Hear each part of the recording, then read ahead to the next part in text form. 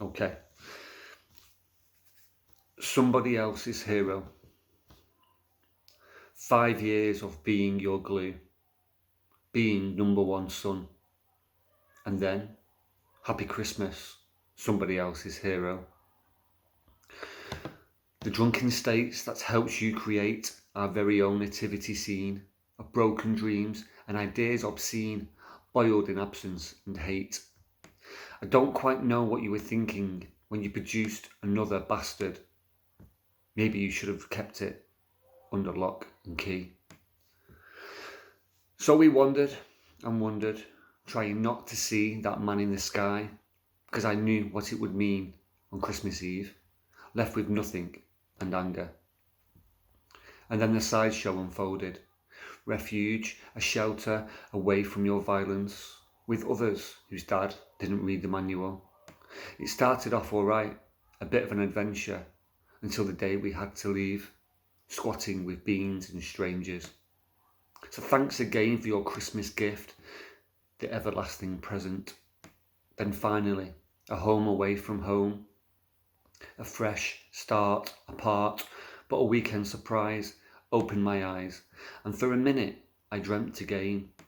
The cinema, the place where our partnership would grace, and what had gone on before was now forgotten. And we waited, and we waited. The film started, people ate ice cream and popped their corn, and the credits came down, but it wasn't the film that ended. It was my trust, my love, my dream of you not knowing who I was. I tell myself that you were there, but you were just too scared to say hi. I hope the day was on your mind as long as it's been on mine. But I never cried. I just sighed, accepted it, and moved on. I went to school and I hated it. I tried to hide. I hated it. I bottled it up. I hated it. Then one day, I cried. For years I'd never spoken of what it meant to think that you didn't care. My sister though, she couldn't wait. The not knowing, the feelings that this was insane, the shame that you only lived 2 miles away and you knew that. But instead of hoping that you'd one day come by, she held out her hand, and with that you accepted. And then once again, I allowed myself to dream.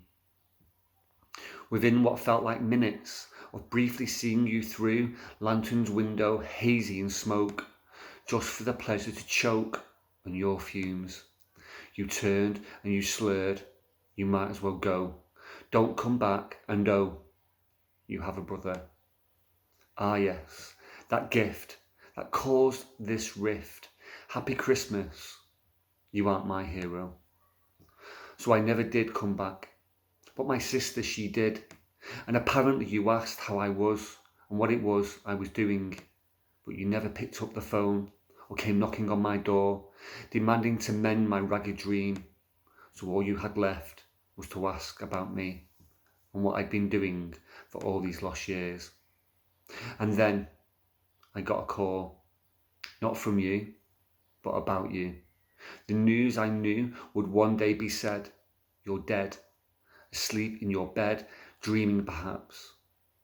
So my tattered dream is now in tatters, and seeing you praised in glory, a friend, a dad, a bit of a lad, and even a hero to somebody else. But to me, just a space, empty, devoid, nothing but the hope I had, gone.